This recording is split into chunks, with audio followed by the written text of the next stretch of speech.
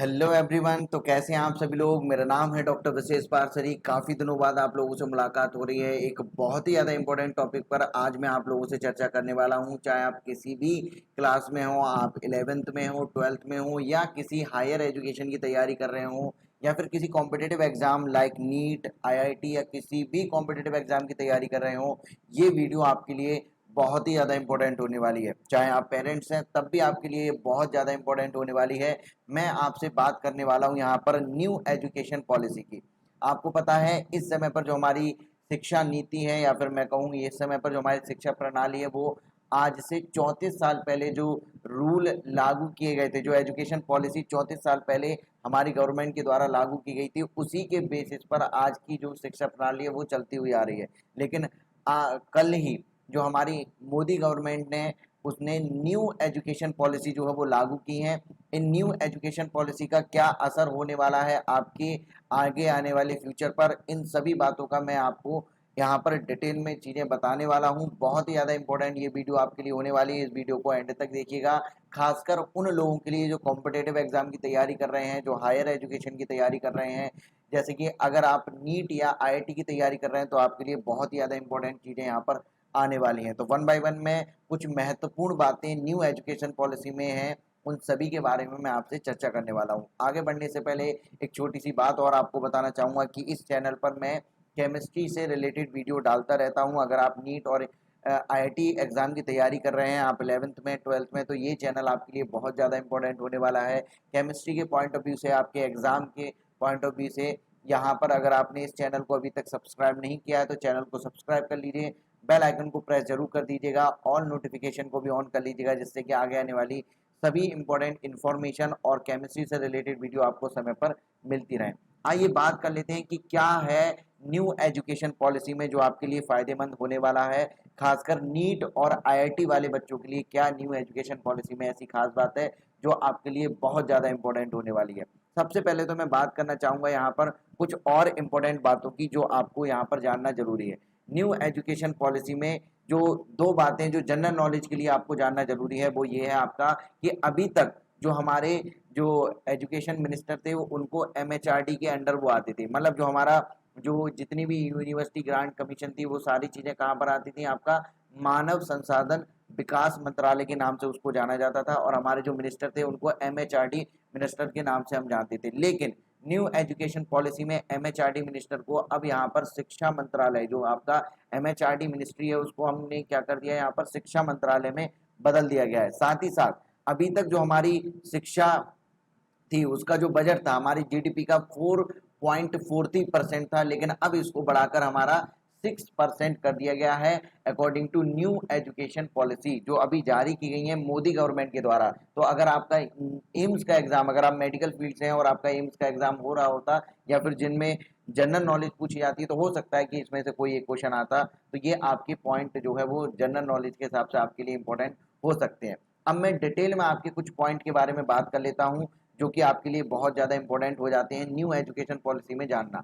अभी अगर मैं एजुकेशन सिस्टम की अपनी बात करूं तो हमारा एजुकेशन सिस्टम दो चीज़ों में जो है वो डिवाइड है। अगर आप मोटा माटी देखें तो दो हिसाब से आप इसको देख सकते हैं।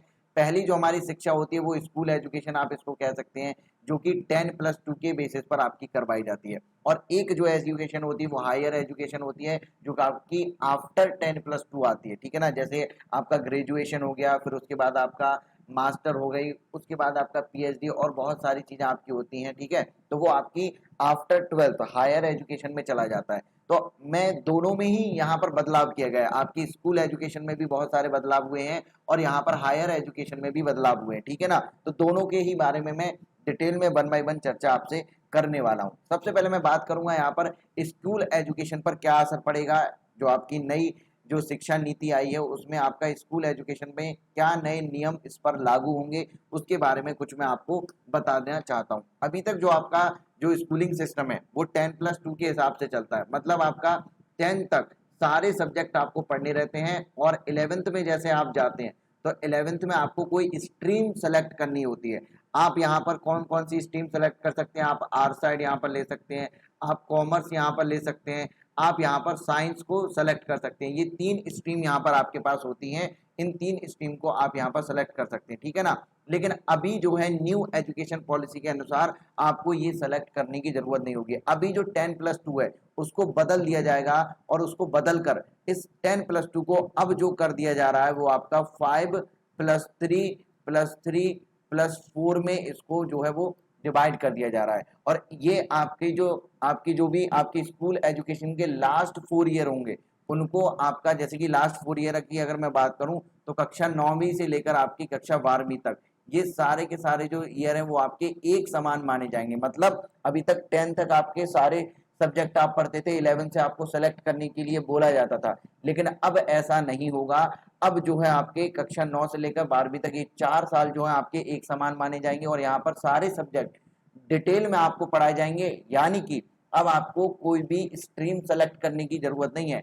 अगर आप यहाँ पर आर साइड पहले सेलेक्ट करते थे तो आर साइड वाले सब्जेक्ट ही आपको पढ़ाए जाते थे, साइंस वाले को साइंस वाले पढ़ाए जाते थे। आपको अब चारों सब्जेक्ट मतलब चारों क्लासेस में डिटेल में सारे सब्जेक्ट पढ़ाए जाएंगे, मतलब कोई भी स्ट्रीम आपको सेलेक्ट करनी नहीं होगी। तो ये पहला पॉइंट है जो सबसे ज्यादा इंपॉर्टेंट आपके लिए होने वाला है।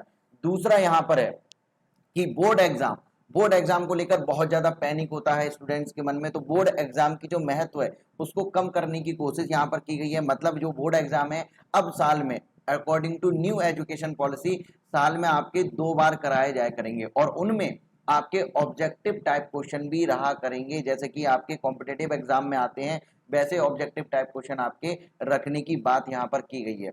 पॉइंट नंबर 3 जो आपके लिए है वो बहुत ही ज्यादा जो वो थोड़ा सा आपके लिए इंटरेस्टिंग भी होने वाला है। वो क्या है कि जो आपका रिजल्ट, जो स्कोर कार्ड आपका बनाया जाता था उसमें आपका टीचर आपके मार्क्स को डिसाइड करते थे, ठीक है ना। लेकिन अब जो न्यू एजुकेशन पॉलिसी है उसमें क्या होगा, टीचर के साथ साथ आप खुद भी अपना मूल्यांकन यहाँ पर करेंगे, साथ ही साथ आपका जो क्लासमेट है वो भी आपका मूल्यांकन करेगा। इसका मतलब क्या है, इसका मतलब ये है कि अब आपको अपने फ्रेंड से जरा भी यहाँ पर कोई भी मतलब लड़ाई वड़ाई नहीं करनी है। अगर आपने लड़ाई की तो हो सकता है कि वो आपका बोर्ड का रिजल्ट फिर बाद में गड़बड़ कर दे। कहने का मतलब ये है कि आपको भी एक कॉलम आपकी मार्कशीट में ऐसा दिया जाएगा जिसमें आप खुद आपसे मतलब खुद आपका मूल्यांकन करवाया जाएगा, साथ ही साथ आपका क्लासमेट भी आपके वहां पर मूल्यांकन करेगा और वो आपके स्कोर कार्ड में ऐड होगा। तो ये कुछ कॉमन बातें हैं। साथ ही साथ अभी क्या होता था कि अगर आपको 12th के बाद किसी ग्रेजुएशन में एडमिशन लेना है तो आपकी 12th के हिसाब से 12th की मार्कशीट के हिसाब से आपकी मेरिट बनती थी, लेकिन अब ऐसा नहीं होगा। यहाँ पर वो मेरिट तो बनेगी बनेगी, आपके 12th के मार्क्स तो मार्क्स जो है वो काउंट होंगे ही होंगे, लेकिन यहाँ पर एक एनटीए जो नेशनल टेस्टिंग एजेंसी है वो क्या करेगी, एक कॉमन एंट्रेंस टेस्ट आपकी करवाएगी। उस कॉमन इंटरेस्ट टेस्ट के जो मार्क्स होंगे वो और आपके 12th के मार्क्स ऐड होकर फिर आपकी मेरिट बना करेगी, फिर जाकर आपका आगे कॉलेज में यूनिवर्सिटी में एडमिशन हुआ करेगा। अभी जो है जिसके मार्क्स कम रह जाते हैं उसका एडमिशन नहीं हो पाता, जिसके 12th में परसेंटेज कम रह गई। लेकिन यहाँ पर ये एनटीए के द्वारा एक कॉमन एंट्रेंस टेस्ट करवाया जाएगा जो कि आपके लिए इंपॉर्टेंट होगा। तो ये कुछ इंपॉर्टेंट बातें मैंने जो है वो आपको बताई है यहाँ पर। 10+2 से पहले वाली जो आपकी एजुकेशन होती है 12th तक एजुकेशन, उसमें क्या क्या बदलाव किए जा रहे हैं वो बातें मैंने बताई। कुछ बातें मैं और बता देना चाहता हूँ यहाँ पर। क्लास 5th तक, जो क्लास 5th की बात होगी यानी कि 1 से लेकर 5th तक आपका प्योर आपको एनसीईआरटी यहाँ पर पढ़ने को बच्चे को दिए जाया करेगी। और साथ ही साथ कक्षा 1 से लेकर 5 तक अभी क्या होता है, इंग्लिश हिंदी ये मैंडेटरी होता है, या इंग्लिश में पढ़ोगे हिंदी में पढ़ोगे। लेकिन अब ऐसा नहीं होगा, आपकी जो भी मातृभाषा है यानी कि आपकी जो भी वहां पर लोकल लैंग्वेज आपकी चलती है, जैसे कि आपकी अगर महाराष्ट्र में हम बात करें तो मराठी चलती है, तो मराठी में अगर बच्चे को समझ में आता है तो उसको 1 से लेकर 5 तक मराठी आप पढ़ाइए, कोई जरूरी नहीं है कि उसको इंग्लिश में पढ़ाना, ठीक है ना। ये कोई मैंडेटरी नहीं होगा, जो भी उसकी मातृभाषा है जो उसको समझ में आता है जिस लैंग्वेज में, टीचर उसको उसी लैंग्वेज में उसको समझाएंगे, ठीक है। ये सारी चीजें यहाँ पर हो गई। एक और पॉइंट यहाँ पर जो है ऐड किया गया है न्यू एजुकेशन पॉलिसी में कि जैसे कि अभी मैंने आपको बताया कोई भी स्ट्रीम आपको सेलेक्ट करने के लिए अब जो है वो आप बाधित नहीं होंगे कि आपको आर्ट कॉमर्स या साइंस में से कुछ लेना है। उसी तरीके से एक और चीज यहाँ पर बहुत ही ज्यादा इंपॉर्टेंट आपके लिए ऐड की गई है, वो क्या है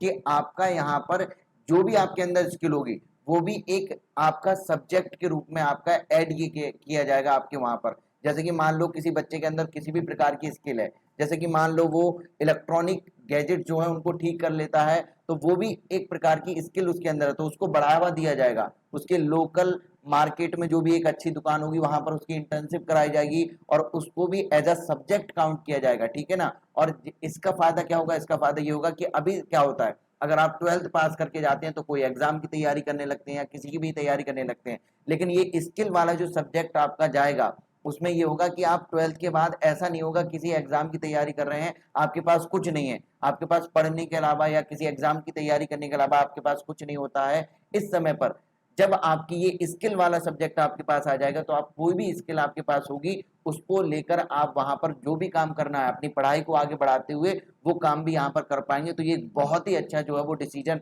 लिया जा रहा है, इसको तो मैं अच्छा मानता हूँ, क्योंकि स्किल को भी आपका वहां पर बढ़ावा मिलेगा और वो स्किल आपकी एज अ सब्जेक्ट आपके उसमें काउंट होगी। ठीक है ना। तो ये कुछ बदलाव किए गए हैं आपके स्कूल एजुकेशन वाले सिस्टम में, यानी कि 10+2 जो अभी हो रहा है इस समय पर 12th तक के, ये सारी बातें मैंने आपको बताई हैं। और भी बहुत सारे हैं लेकिन वो उतने ज्यादा इंपॉर्टेंट नहीं है, मैंने सारी इंपॉर्टेंट बातें यहाँ पर कवर की हैं। अब मैं आपका चलता हूँ हायर एजुकेशन में। हायर एजुकेशन में क्या होता है आपका 12th के बाद, अभी इस समय पर आप क्या करते हैं, आप बीएससी करते हैं, बीए करते हैं, ठीक है ना, और बी कॉम करते हैं, ये सारी चीजें आप करते हैं। तो ये सारी के सारे आपके कितने होते हैं, 3 ईयर के कोर्स होते हैं। लेकिन अब जो न्यू एजुकेशन पॉलिसी है उसमें आपका क्या होगा, बीए बीएससी। अगर आप यहाँ पर जॉब के लिए कर रहे हैं, जॉब के लिए केवल कर रहे हैं, तो आपको 3 ईयर का कोर्स ये दिया जाएगा। लेकिन आपका इरादा बीए बीएससी के बाद आपका इरादा पीएचडी तक जाने का है, तो आपके लिए ये जो बीए बीएससी या जो भी आपका बीकॉम आप कर रहे हैं वो आपका हो जाएगा 4 ईयर का, और उसके बाद फिर 1 साल का आपको पीजी करना है, और उसके बाद डायरेक्ट आपको यहाँ पर फिर पीएचडी में एडमिशन मिल जाया करेगा। ये प्रणाली आपके लिए यहाँ पर बनाई जा रही है। साथ ही साथ जो हायर एजुकेशन के लिए आपकी यूनिवर्सिटी होती हैं, और आपके जितने भी आपके यूनिवर्सिटी की अगर मैं बात करूं तो आपकी सेंट्रल यूनिवर्सिटी, स्टेट यूनिवर्सिटी या डीम्ड यूनिवर्सिटी जो होती हैं, वो सारी यूनिवर्सिटी के अलग अलग अपने अपने रूल होते हैं। लेकिन न्यू एजुकेशन पॉलिसी में एक रूल बनाया जाएगा, वो सभी की सभी एजुकेशन पॉलिसी पर लागू होगा। अगर कोई प्राइवेट जो है वो यूनिवर्सिटी है तो उसकी फीस जो है वो डिसाइड करेगी सरकार, उसी के हिसाब से वो फीस जो है वो अपनी ले पाएंगे। ये सारी बातें यहाँ पर जो है वो रखी गई हैं। और कुछ महत्वपूर्ण बातें हैं जो आपके लिए मैं यहाँ पर बता दूं। अब जो है मल्टीपल जो है वो एग्जिट और एंट्री का ऑप्शन यहाँ पर दिया जाएगा। मल्टीपल एग्जिट और एंट्री का मतलब क्या है, ये सबसे ज्यादा महत्वपूर्ण है। आइए मैं आपको दिखा देता हूं। तो आई होप कि ये सारी बातें जो अभी तक मैंने आपको बताई हैं ये आपको अच्छे से समझ में आई होंगी, और इनका बहुत ही ज्यादा प्रभाव पड़ने वाला है, चाहे आप किसी भी अपनी एजुकेशन की किसी भी स्टेज पर हो। ये सारे नियम जो है वो आपके जो आने वाले हैं इनका बहुत ही ज्यादा प्रभाव आपके फ्यूचर पर पड़ने वाला है। तो अगर इसमें से कोई भी डाउट आपका होता है, कुछ भी चीज अगर आपको जाननी है, तो मुझे कमेंट सेक्शन में जरूर यहाँ पर बताइएगा, और वीडियो को लाइक और ज्यादा से ज्यादा लोगों तक शेयर जरूर करिएगा, जिससे कि उनको इन सारी नई एजुकेशन पॉलिसी के बारे में पता चले। ठीक है ना। मैं कुछ इंपॉर्टेंट बातें जो नीट और आईआईटी वाले बच्चों के लिए इंपॉर्टेंट होने वाली है उसके बारे में मैं आपको बता दूं। ठीक है ना। देखिए, जैसे कि ये वाली बात तो मैंने आपको बता दी कि 5वीं से पहले सारी जो है पढ़ाई आपकी मातृभाषा में कराई जाएगी, वहां पर जो भी लैंग्वेज यूज होती है उसी के भाषा में आपको दिए वहां पर सारी चीजें करवाई जाएंगी। पढ़ाई की रूपरेखा जो होगी वो आपकी 5+3+3+4 में अब जो है वो डिवाइड कर दी जाएगी, और 4 वर्ष की जो 9वीं से लेकर जो 12वीं तक की पढ़ाई होगी उसमें सारे सब्जेक्ट आपको पढ़ाए जाएंगे, डिटेल में आपके पढ़ाए जाएंगे। ठीक है ना। बाकी बोर्ड वाला तो बात यहाँ पर लिखा हुआ नहीं है, कोई बात नहीं है। ठीक है ना। रिपोर्ट कार्ड में आपकी जो स्किल्स होगी, लाइफ स्किल्स जो होगी, उसको एज अ सब्जेक्ट आपका ऐड वहां पर किया जाएगा। ठीक है। ये एक्स्ट्रा जो है वो सब्जेक्ट के रूप में नहीं लिया जाएगा। अब जरा मैं आपको यहाँ पर बता दूं कि यहाँ पर कॉमन इंट्रेंस टेस्ट होगा, जो कि मैंने आपको बताया था कि अभी एनटीए जो होगा कॉमन इंट्रेंस टेस्ट करवाएगा आपका उच्च शिक्षा संस्थानों में आपके एडमिशन के लिए। ये सारी बातें हो गई। अब ये देखिए, ये वाला जो पॉइंट है वो नीट और आईआईटी वाले बच्चों के लिए बहुत ज्यादा इंपॉर्टेंट होने वाला है। मल्टीपल एंट्री और मल्टीपल एग्जिट सिस्टम का जो है वो यहाँ पर जो नया एक चीज लाई जा रही है कि मल्टीपल एंट्री और एग्जिट आप कर सकते हैं। जैसे कि फॉर एग्जांपल मैं आपको आसान शब्दों में यहाँ पर जो है वो समझाने की कोशिश करता हूँ, क्योंकि मैं नीट और आईआईटी वाले बच्चों को केमिस्ट्री पढ़ाता हूँ, तो मैं नीट का एग्जांपल लेते हुए आपको समझाता हूँ। जैसे कि बहुत सारे बच्चे हर साल नीट की तैयारी करते हैं, लेकिन एक साल में उनका सिलेक्शन नहीं हो पाता। वो क्या करते हैं, नीट के थ्रू एमबीबीएस लेने की कोशिश करते हैं, लेकिन एमबीबीएस से पहले एमबीबीएस नहीं मिल पाता, उन्होंने बीएएमएस में मान लीजिए सिलेक्शन जो है वो सीट एक ले ली, बीएएमएस में उन्होंने यहाँ पर सीट ले ली। अब यहाँ पर क्या है, वो बीएमएस की भी पढ़ाई कर रहे हैं, साथ ही साथ वो यहाँ पर एमबीबीएस के लिए तैयारी भी करते हैं, नीट की तैयारी करते रहते हैं। उन्होंने 1 साल जो है बीएमएस किया और 1 साल बाद उनका एमबीबीएस में सिलेक्शन हो गया, तो वो बीएमएस छोड़ देते हैं उसका फायदा उनको नहीं मिलता। मतलब बीएमएस की जितने भी साल उन्होंने पढ़ाई की, जो भी कुछ भी यहाँ पर पढ़ा वो एकदम बेकार हो जाता है। ऐसे ही अगर आप बीटेक कर रहे हैं तो बीटेक में आपने पहली साल दूसरी साल पढ़ाई कर ली, उसके बाद अगर छोड़ दिया, कुछ कहीं और चले गए किसी और दूसरे कोर्स में, तो वो आपका जो है वो खराब हो जाता है। लेकिन अब यहाँ पर नहीं होगा। अगर आपने किसी भी डिग्री कोर्स का एक साल फर्स्ट ईयर कंप्लीट कर लिया है, तो उस फर्स्ट ईयर के कंप्लीट करने पर अगर आप उसको छोड़ देते हैं केवल एक साल पढ़ने के बाद, तो आपको एक सर्टिफिकेट वहां पर दिया जाएगा। सर्टिफिकेट के रूप में वहां पर आपको प्रोवाइड किया जाएगा कि इन्होंने एक साल तक ये कोर्स किया है। वो वहां पर आपका मतलब उसके लिए भी आपको एक सर्टिफिकेट दिया जाएगा। वो पढ़ाई आपकी पूरी तरीके से खराब नहीं होगी, वो साल आपकी जो खराब हो जाती थी वो नहीं होगी। अगर वहीं आपने उस डिग्री के 2 ईयर कंप्लीट कर लिए हैं, तो उस डिग्री का डिप्लोमा बनाकर आपको दिया जाएगा। एक साल में सर्टिफिकेट, 2 साल में डिप्लोमा। और अगर आप इससे ज्यादा करते हैं, पूरी डिग्री करते हैं, तो आपको पूरी डिग्री जो है वो दी जाएगी। ठीक है ना। यानी कि एक साल के लिए सर्टिफिकेट दिया जाएगा, एक साल से ज्यादा साल के लिए और पूरी डिग्री से कम ईयर के लिए आपको डिप्लोमा बनाकर दिया जाएगा, और जब कंप्लीट करते हैं तो डिग्री दी जाएगी। तो इस तरीके से आपको, जैसे कि मान लो किसी ने 3 साल बीएमएस किया और 3 साल बाद उसको एमबीबीएस मिल गया, तो वो बीएमएस छोड़ देगा ना। और छोड़ देगा तो फिर उसके पास तो कुछ नहीं रहता था, बीएमएस में जो भी पढ़ा वो बेकार हो गया। ऐसा नहीं होगा। यहां पर आपके लिए ये फायदेमंद है कि अब आपको 3 साल अगर आपने बीएमएस किया है, तो आपको कम से कम उसका डिप्लोमा तो मिल ही जाएगा। और वापस से जाकर अगर आपको एमबीबीएस करना है, तो आप वापस जाकर वहां पर एमबीबीएस कर सकते हैं। ये सारी प्रणाली अब यहाँ पर बनाई जा रही है। तो ये जो ऑप्शन है, मुझे लग रहा है कि ये नीट वाले बच्चों के लिए, आईआईटी वाले बच्चों के लिए बहुत ज्यादा इंपॉर्टेंट यहाँ पर होने वाला है। तो ये सारी कुछ इंपॉर्टेंट बातें थी जो मैंने आपको यहाँ पर बताई हैं। अगर इससे रिलेटेड आपके सवाल हो कोई भी, तो आप मुझसे यहाँ पर पूछ सकते हैं कमेंट सेक्शन में। जैसे ही मुझे समय मिलेगा, मैं तुरंत आपके सवालों के जवाब देने की कोशिश करूंगा। आई होप कि इससे आपको बहुत सारी चीज़ों के बारे में जानकारी मिलेगी। इस वीडियो को ज़्यादा से ज़्यादा लोगों तक फैलाइए, क्योंकि ये वीडियो बहुत ज़्यादा इंपॉर्टेंट होने वाली है। जो नई शिक्षा प्रणाली है वो सबको पता चलनी चाहिए। इससे बहुत ज़्यादा इफेक्ट आपके फ्यूचर पर होने वाला है। आई होप कि आपको वीडियो पसंद आई होगी। इसको लाइक और ज़्यादा से ज़्यादा शेयर करिए। मिलते हैं नेक्स्ट वीडियो में। Thank you so much.